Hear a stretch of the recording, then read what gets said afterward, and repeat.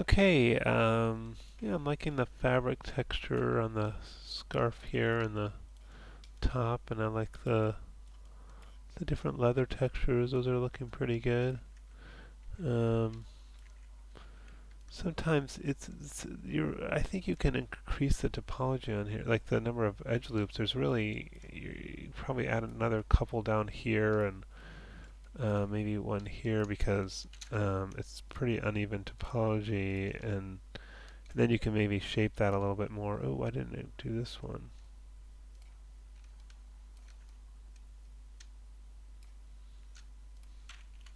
I don't know, but uh, and then if there's and then maybe another one here because it'll you might see it do a little bit less stretching if there's not such an extreme, you know, um, difference in the size of the faces going on.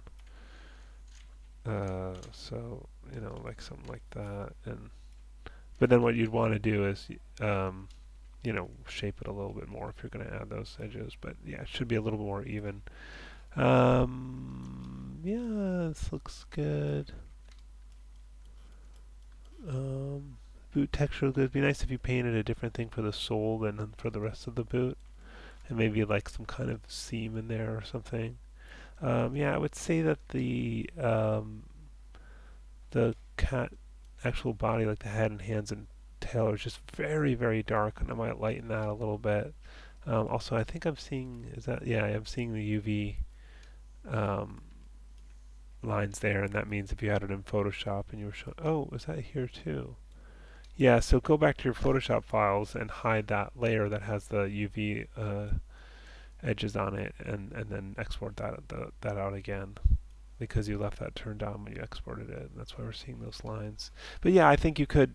I don't know. I think just lighten it up, maybe vary the colors.